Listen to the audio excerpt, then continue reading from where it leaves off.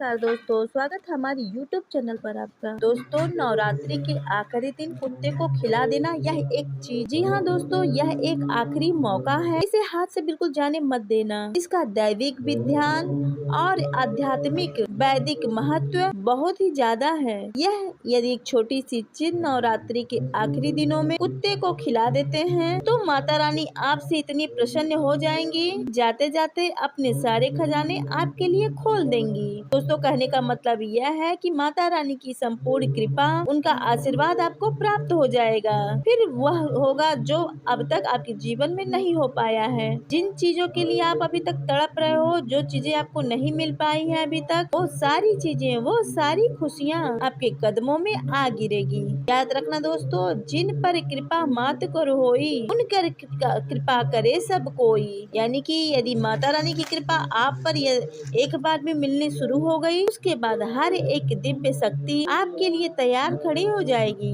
आपकी सेवा में आपके लिए निरंतर तैयार रहेंगे, आपको वो सब कुछ देने के लिए जिसके आप प्रयास हमेशा कर रहे थे। बात चाहे कोई भी हो, चाहे आप कोई रिश्ते से निरंतर परेशान हो, पति पत्नी के बीच अलगाव हो गया हो, आपसे प्रेम कम होता जा रहा है, या काम धंधे व्यापार की चिंताएं हद से ज्यादा बढ़ गई हो, या फिर आप कर्जे में डूबते जा रहे हो, सभी समस्याओं का समाधान माता रानी की कृपा से तुरंत आपको प्राप्त होने लगेगा।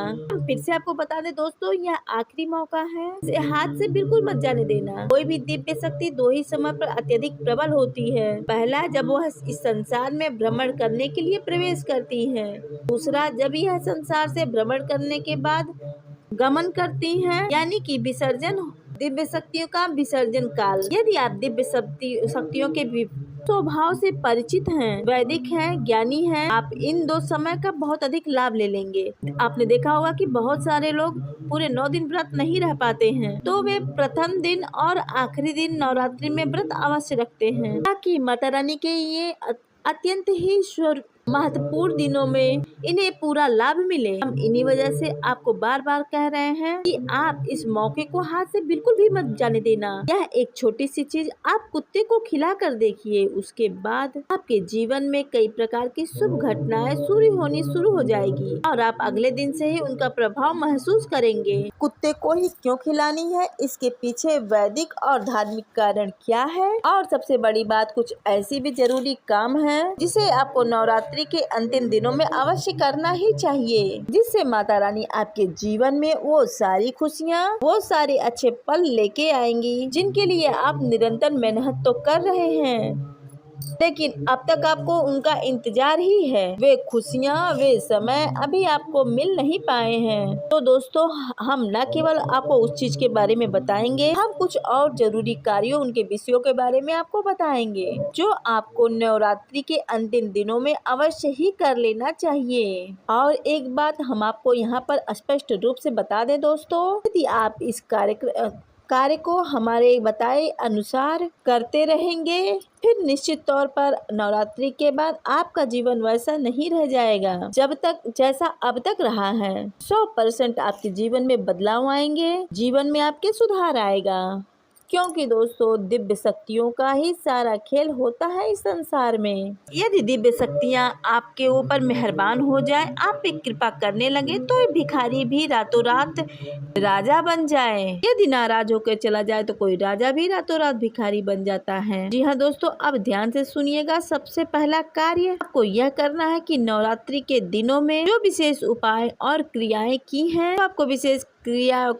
के बारे में हमने आपको बताया है। नवरात्रि समाप्त होने के बाद उनके साथ आपको क्या करना है, इस बात का ख्याल आपको विशेष रूप से रखना है। ऐसा ना हो कि समय अधिक गुजर जाए और आपको उसका खबर ही ना हो, और इन चीजों से जुड़ी हुई कोई वस्तु आपके घर में पड़ी रह जाए। देखिएगा दोस्तों, जब कोई वस्तु, कोई भी सामान हो, अगर अपने कार्य को पूर्ण कर लेती है, उसके बाद वह दिव्य नहीं रहती, फिर वह निर्माल्य बन जाती है, और निर्माल्य में राक्षसों का वास होता है। फिर कोई माता रानी से जुड़ी कोई ऐसी वस्तु जिसको विसर्जित करना है, वह आपके घर में पड़ी रह जाए और आपका वह चीज निर्माल्य बन जाए, और आपके सभी किए कराए लापों पे वह पानी फिर जाए। इन सब चीजों पे आप विचार कर लेना, इसको देख लेना। दोस्तों आपके घर का मुख्य दरवाजा जो है उसको नवरात्रि के अंतिम दिनों में खूब बढ़िया से साफ सुथरा कर लें, उसकी सफाई कर लें। कोई कचरे का ढेर, कोई भारी भरकम सामान अपने दरवाजे के आसपास बिल्कुल भी ना रखें और अपने मुख्य दरवाजे के अंदर सामने कोई शीशा वगैरह आप बिल्कुल भी ना लगाएं। दोस्तों इनका क्या कारण है अभी वो हम आपको बताते हैं। दोस्तों हो सके तो आप अपने घर के मुख्य दरवाजे पर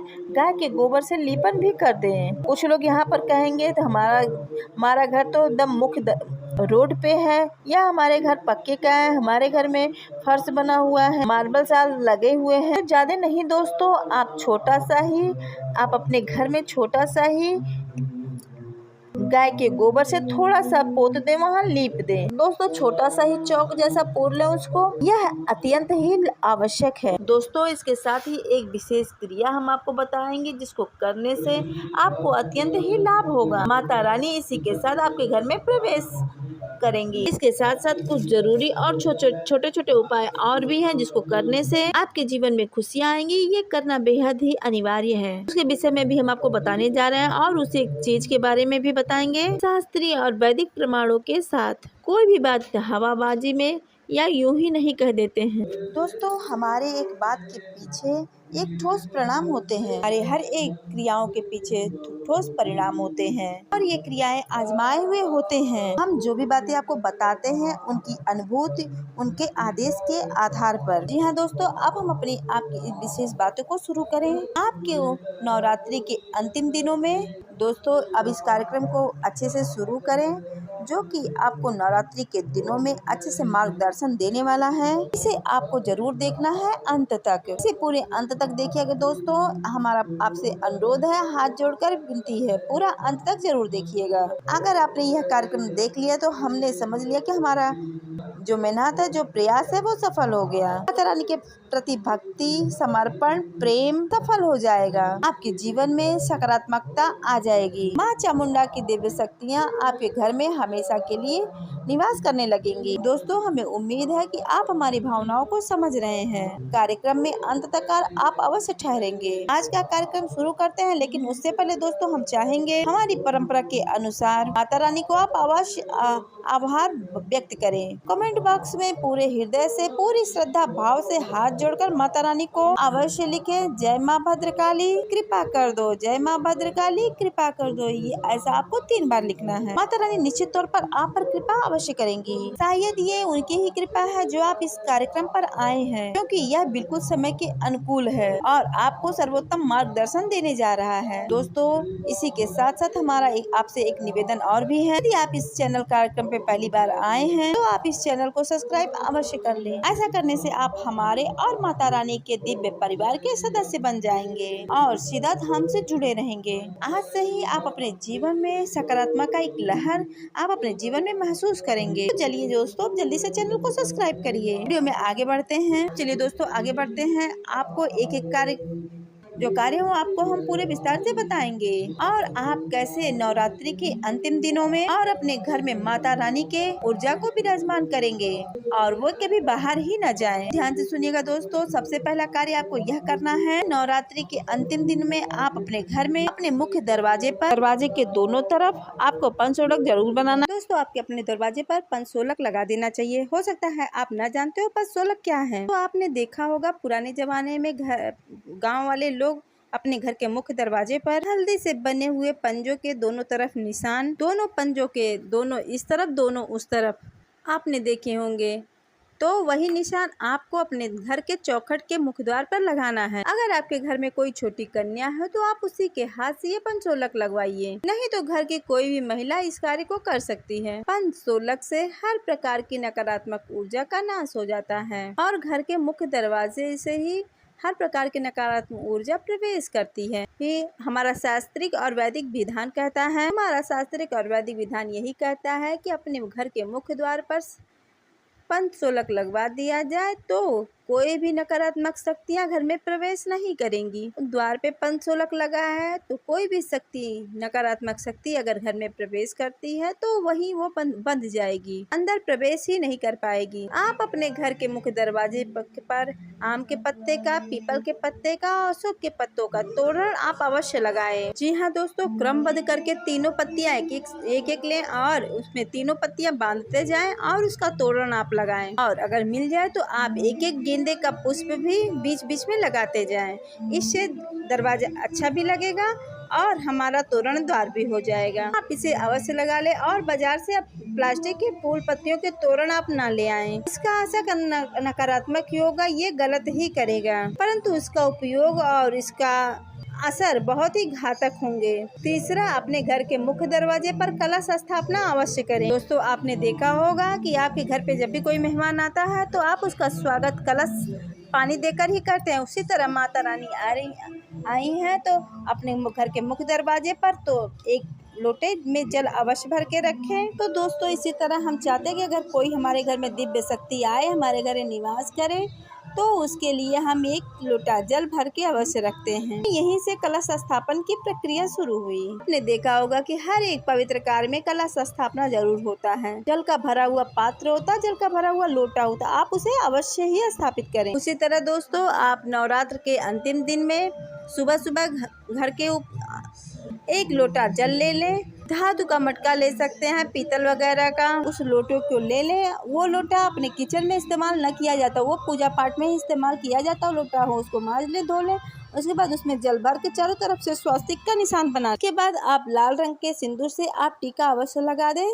स्वास्तिक, दोनों स्वास्तिक के बीच में थोड़े से काले तिल भी लगा देंगे। ये बहुत अनिवार्य क्रिया है, इसे बहुत ध्यान से सुनना है आपको। उसके बाद दोस्तों, आपके लोटे के मुख पे ऊपर यानी कि उसमें 7 बार मौली को लपेट देना है। लाल रंग का धागा होता है जिसे हम मौली कहते हैं, उसे 7 बार लपेट देना है। गांठ नहीं लगाना है, उसे बस लपेट लेना है। उसके बाद लोटे में साफ जल आपको भर लेना है। उसके बाद दोस्तों, उसमें एक सिक्का और चावल थोड़ी सी अवश्य डाल दें। उस लोटे के ऊपर एक कटोरी रख दें, उसमें अनाज भर दें और अनाज के ऊपर रख के एक दीपक जला दें। मिट्टी का दीपक रखते हैं तो सर्वोत्तम रहेगा। गाय के घी से बना अच्छी तरह से उसको भर के एक दीपक बड़ा सा जला दें। इसे कलश स्थापन कहते हैं दोस्तों।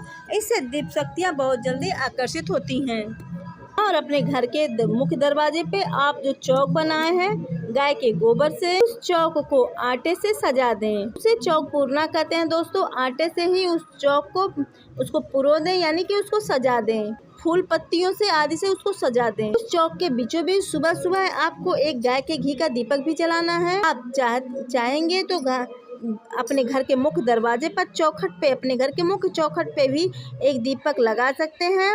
इसी तरह से चौक बनाकर इस क्रियाओं को आपको करनी ही करनी है हर हाल में। इन क्रियाओं को करने के बाद, इस क्रिया को करने के बाद आपकी शक्ति तैयार है माता रानी का स्वागत करने के लिए, माता रानी की ऊर्जा को अपने घर में बुलाने के लिए पूर्ण पवित्रता के साथ ही साथ दोस्तों, अपने घर के सब दरवाजों पर, सब कोनों पे आप गंगा जल का छिड़काव भी कर दें। अगर गंगा जल आपके पास कम है तो आप साफ स्वस्थ जल लें और उस जल में मिला के, गंगा जल मिला के आप उसको पूरे घर में छिड़क दें। जी हाँ दोस्तों, बस इसी के साथ साथ इसके साथ साथ आपको ये भी देखना है कि आपके किसी घर के किसी कोनों में, किसी स्थान पर किसी प्रकार की गंदगी ना हो, कचरा ना हो, मकड़ी के जाले ना हो और अंधेरा बिल्कुल भी ना रहता हो। अगर आपके घर में के किसी कोने में अंधेरा रहता है तो वहाँ आप जाकर एक बल्ब जरूर जला दें।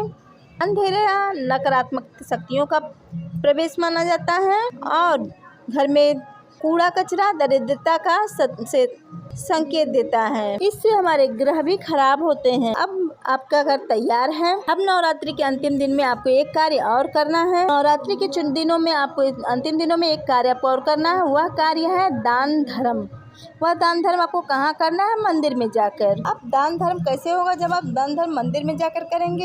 अगर आप चाहें अपनी स्वेच्छा के अनुसार मंदिर में जाकर कुछ दान अवश्य करें। हो सके दोस्तों तो आप 5 लोगों को जो गरीब हों उनको आप भोजन और धन अवश्य दें दोस्तों, जिसे अन्न और धन का आप दान कहते हैं। तो यही है दोस्तों, अन्नदान सबसे बड़ा दान माना जाता है दोस्तों। इसीलिए आपको किसी भिखारी को या किसी जो भूखे हो, गरीब हो, उन्हें आपको अन्नदान अवश्य करना है। घर में है तो भोजन बनवा के वितरण कर सकते हैं, नहीं तो दोस्तों आप कहीं बाहर हैं तो आप 2 समोसे, कचौड़ी, जो भी आपके पास सुविधा हो आप उसी अनुसार उनको आप दान कर सकते हैं, आप उनको भोजन करा सकते हैं। ज़्यादा नहीं दोस्तों तो उन्हें 20-20 रुपए ही दे दें, जिससे आपका दान पूर्ण हो जाएगा। अगर मंदिर में कर पा रहे हैं तो सर्वोत्तम, नहीं तो आप ये दान कहीं भी आप कर सकते हैं। दोस्तों कर्म हमारी आत्मा पर, कर्म हमारी आत्मा के बंधन पर संस्कार के बंधन डालता है और उसे हमें फिर भोगने के लिए जन्म लेकर आना पड़ता है। यानी कि दोस्तों यह हमें जन्म और मृत्यु के बंधन से बाहर नहीं निकाल सकता, हमें यह जीवन भोगने के लिए आना ही पड़ता है। तो गलत कर्म करेंगे या सही कर्म करेंगे उसके लिए भी हमें इस संसारी धरती पर आना ही पड़ेगा। लेकिन अगर आप धर्म के साथ दोस्तों दान धर्म करेंगे, आप मंदिर में दान करेंगे या मंदिर को साक्षी मानकर दान करेंगे, मंदिर में ही अगर आप मंदिर में दान करते हो तो ये आपके मुक्ति का द्वार खोलते हैं। यही होता है दान धर्म। दोस्तों धर्म हमारे कहते हैं कि जो व्यक्ति मंदिर में जाकर भगवान को साक्षी मानकर अगर कोई भी कार्य करता है, यदि वह पुण्य कार्य करता है तो वह उसके मुक्ति के द्वार को खोल देता है। ये तो होना दोस्तों इस हर एक जीव का कर्तव्य भी है और चाह भी है। अब किसके मन में है कब जागृत होगी, यह तो उसकी अनेक जन्मों की यात्रा तय करती है। उम्मीद है दोस्तों आपको इस सब प्रश्नों का जवाब मिल गया होगा। मंदिर में दान करने से मुक्ति के भी द्वार खुलते हैं। जो इंसान अगर भगवान को साक्षी मानकर कोई भी इंसान कोई भी कार्य करता है, अगर कोई वही पुण्य कार्य कर देता है तो वही उसके मुक्ति का कारण बन जाता है। और मुक्त होना तो हर एक जीव का सर्वप्रथम कार्य है और यही चाह भी होती है मुक्ति का। किसके मन में कब यह चाह जागृत होती है तो यह उसके अनेक जन्मों के कर्म और उनकी उपलब्धियां ही तय करती हैं। तो उम्मीद है आपको यह पसंद आई होगी। तो अब दोस्तों आगे बढ़ते हैं और आपको बताते हैं वह इस एक चीज के बारे में। अब यहाँ पर हम एक कुत्ते को ही क्यों शामिल कर रहे हैं कुछ खिलाने के लिए, इसके पीछे क्या कारण है, अब इसे आप ध्यान से समझिए। बंधुओं नवरात्र में शक्ति के जिन रूपों की पूजा करते हैं वे सारे के सारे रूप माता पार्वती के ही स्वरूप हैं। माता पार्वती ने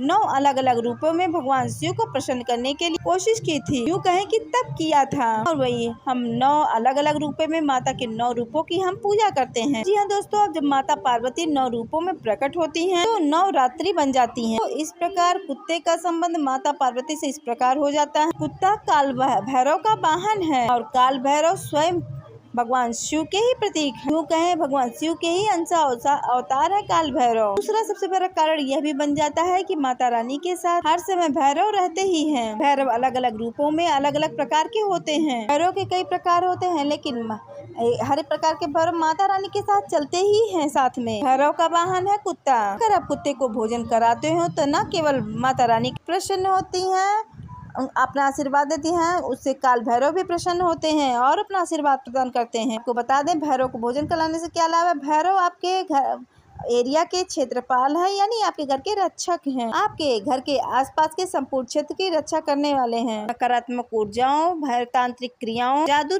टोना टोटका से ये आपको बचाने वाले होते हैं। इसलिए अक्सर आपने यह देखा होगा कि लोग कुत्ते क्यों पालते हैं। कुत्ते से तो उन्हें कुछ लाभ भी नहीं होता। जैसे भैंस और गाय पाली जाती है, उनसे तो दूध मिलता है और अन्य जानवर पाल रहे हैं किसी न किसी विशेष लाभ से, लेकिन कुत्ता तो कुछ भी नहीं देता। फिर भी उसे क्यों पालते हैं लोग, उसे बड़े प्रेम से रखते हैं अपने साथ, उसे अपने घर का सदस्य बना लेते हैं। ऐसा इसलिए है कहीं न कहीं कुत्ता पालने के पीछे लोगों का विश्वास यह है कि यह उनकी रक्षा करेगा। कुत्ता कौन है, उनका रक्षक है, उनके घर की रखवाली करता है। कुत्ता उनकी रखवाली इसलिए करता है क्योंकि कुत्ता भैरव का सूचक है, उनका वाहन है। भैरव कुत्ते के रूप में ही रमण करते हैं, हर एक इंसान की रक्षा करने का कार्य करते हैं। रक्षा करने का कार्य भैरव का ही है। दोस्तों यदि आपको यहाँ सीधा संबंध में आ गया होगा कि अगर आप कुत्ते को कुछ खिलाएंगे तो माता रानी आपसे कैसे प्रसन्न होंगी और भैरव की पूर्ण कृपा आपको कैसे प्राप्त होगी। अब शास्त्रों में तो यहाँ तक ही कहा गया है जो इंसान भैरव को नहीं पूजता है माता रानी उसकी पूजा पाठ स्वीकार ही नहीं करती है, चाहे कितनी ही पूजा पाठ कर लेना। आपने तो वैष्णो देवी की यात्रा की ही होगी,